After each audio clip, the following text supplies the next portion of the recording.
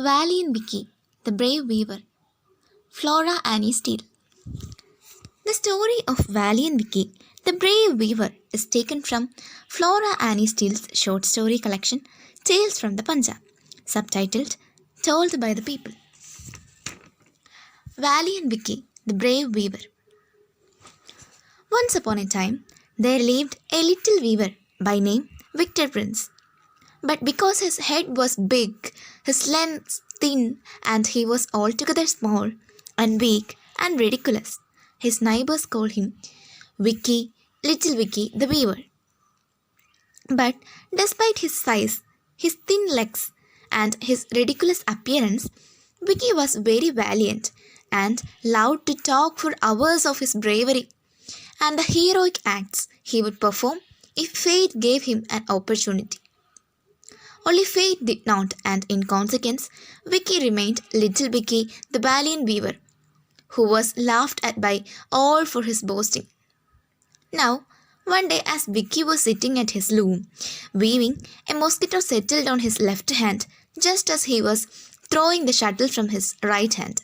And, by chance after gliding swiftly through the warp, the shuttle came flying into his left hand on the very spot where the mosquito had settled, and squashed it. Seeing this, Vicky became desperately excited. "It is as I have always said," he cried. "If I only had the chance, I knew I could show my mettle. Now I had to like to know how many people could have done that. Killing a mosquito is easy, and throwing a shuttle is easy, but to do both at one time is a mighty different affair. It's easy enough to shoot a great hulking man. There is something to see, something to aim at. Then guns and crossbars are made for shooting.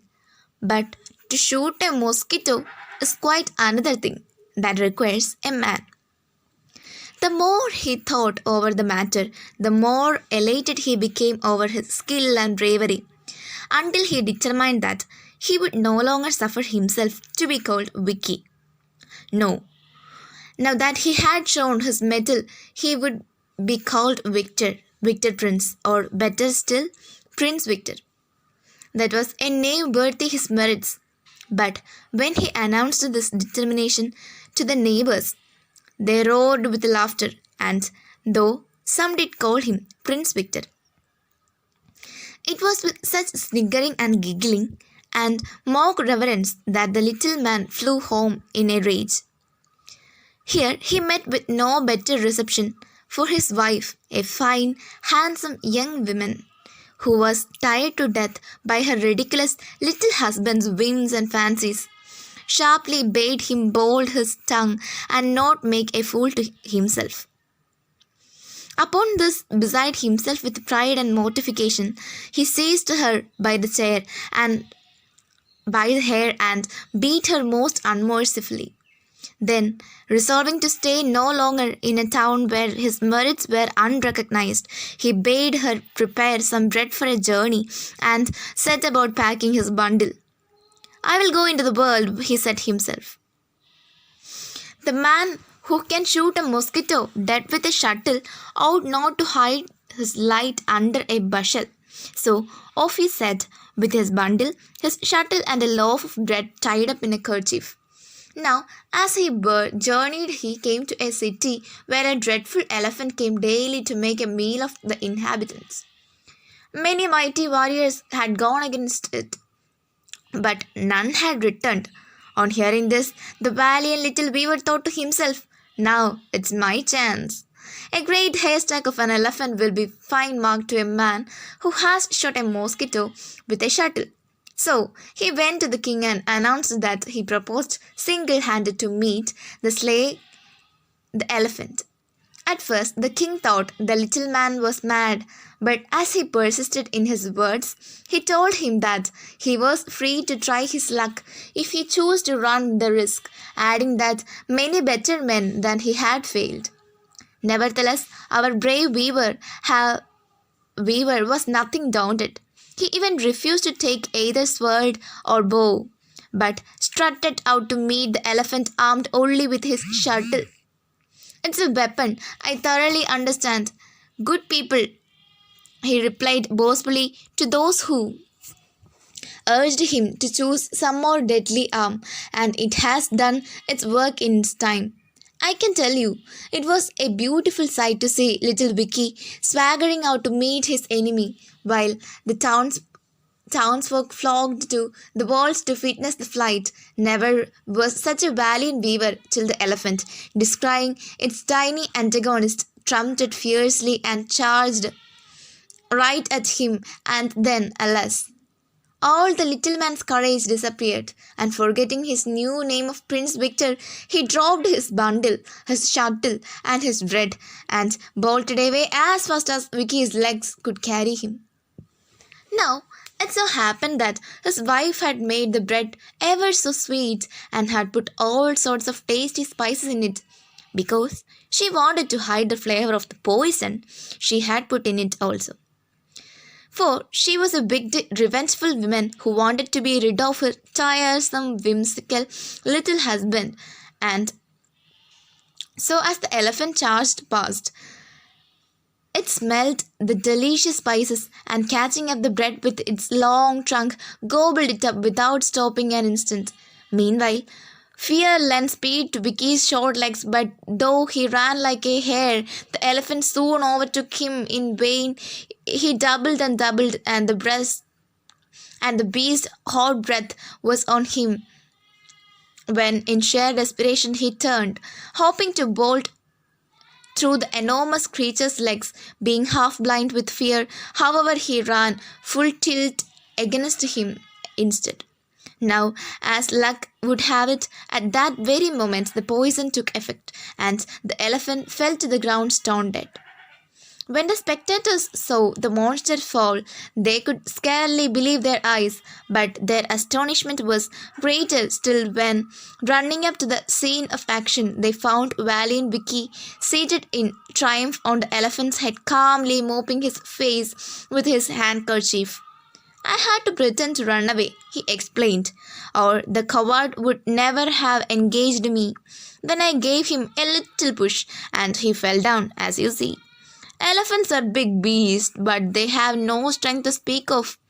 The good folks were amazed at the careless way in which Valiant Vicky spoke of his achievements, and as they had been too far off to see very distinctly what had occurred, they went and told the king that the little weaver was just a fearful wee man and had knocked over the elephant like a ninepin. Then the king said to himself, "None of my warriors and wrestlers, no, not even the heroes of old, could have done this. I must secure this little man's services if I can." So he asked Vicky why he was wandering about the world. For pleasure, for service, or for conquest, returned Valiant Vicky, laying such stress on the last word that the king, in great hunger, made him commander in chief of his whole army, for fear he should take service elsewhere. So there was Valiant Vicky, a mighty fine warrior, and as proud as a peacock of having fulfilled his own prediction. "I know it," he could say to himself when he was dressed out in full fit, with shining armor and weaving blades and spears, swords and shields. I felt I had it in me. Now, after him, after some time, a troublous savage tiger came ravaging the country, and at last city folk predicted that the mighty Prince Victor might be sent out to destroy it. So out he went at the head of his army, for he was a great man now, and had quite forgotten all about looms and shuttles. But first he made the king promise his daughter in marriage as a reward. Nothing for nothing, said the astute little weaver to himself, and when the promise was given, he went out as a gay of laugh. Do not distrust yourself, good people, he said to those who flocked around him, praying for his successful return. It is ridiculous to suppose the tiger will be a chance. Why, I knocked over an elephant in with my little finger. I'm really invisible. But as for our Valiant Vicky, no sooner did he see the tiger lashing its tail and charging down on him than he ran for the nearest tree and scrambled into the branches. There he sat like a monkey while the tiger glowered at him from below. Of course, when the army saw their commander in chief bored like a mouse, they followed his example and never stopped until they reached the city, where they spread the news that the little hero had fled up a tree.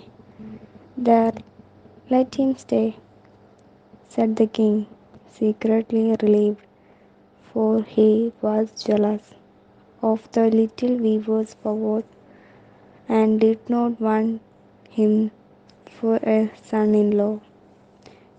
Meanwhile, Valiant Vicky sat calmly in the tree while the tiger occupied itself below with sharpening its teeth and claws and crawling its whisker till poor Vicky nearly crumbled into its juice and with fight. So one day, 2 days, 3 days, 6 days passed by. On the seventh day, the tiger was fiercer, hunger, and more watchful than ever. As for the poor little weaver, he was so hungry that his hunger made him brave, and he determined to try and slip past his enemy during the midday sniffs. He crept slightly down inch by inch till his foot was within a yard of ground. Then, why then, tiger, which had one eye open all the time, jumped up the roar. Valiant Vicky shrugged with fear and made a tremendous effort, swaying himself into a branch, cocking his little bendy leg over it to keep them out of reach, for the tiger's red, panty mouth and gleaming white teeth were within half an inch of his toes. I doing so his dagger fell out of its sheath and went hop into the tiger's wide open mouth, and this point foremost down into its stomach, so that it died. Valiant Vicky could secretly believe his had good fortune, but after providing to the body with a branch and finding it do not move, he concluded with the tiger really was dead and ventured down. Then he cut off its head and went him in triumph of the king. You and your warriors are very nice, set of crowds, he said wordfully. Here I have been fighting that tiger for 7 days and 7 nights, without bites and stabs. Weasley, you have been hustling and sneezing at home. Huh, it's dazzling, but I suppose everyone is not a hero as I am. So Prince Victor married the king's daughter and was great and man than ever. But by and by a nearby prince who bore a grudge against the king came with a huge army and encamped outside the city, swearing to put every man, woman, and child within its guard. Hearing this, in inhabitants of course cried with one accord, Prince Victor, Prince Victor, to the rescue. So the valiant little weaver was ordered by the king to go out and destroy the invading army, after which he was received half of the kingdom as a reward. Now the valiant Vicky, with all his boasting, was no fool, and he said to himself, "This is a very different afraid after others. A man can make a mosquito, an elephant, and a tiger, yet another man may kill him. And here is not a man, but thousands. No, no. What is the use of half kingdom if having the head on your shoulder? Under the circumstance, I prefer not to be a hero." So, in the head of night, he bade his wife rise, pack up her golden dish, and floor him. "Not that you will want to the golden dish at my house," he explained boastfully, "for I have heaps and heaps. But on the journey these will be useful." Then he crept outside the city, followed by his wife carrying the bundling, and began to settle through the enemy's camp. Just as they were in the very middle of it, but cockroach flew into little Vicky's face. "Run, run," he shrieked to his wife in crumbling, taking and setting off as fast as he could. Never stopped till he had reached at his room. Again he hid under the bed. His wife set off at the run likewise, dropping her bundle of golden dishes with a clang. The noise roused the enemy, who, thinking they were attacked, flew to arms, but being half asleep and the night being pitch dark, they could not distinguish front from foes, and falling on each other fought with such a fury that by next morning not one was left alive. And then, as may be imagined, great were the rejoice at Prince Victor's power. "It is mere trifle," remarked that valiant little gentleman modestly. When a man can shoot a mosquito with a shutter, everything else a child play.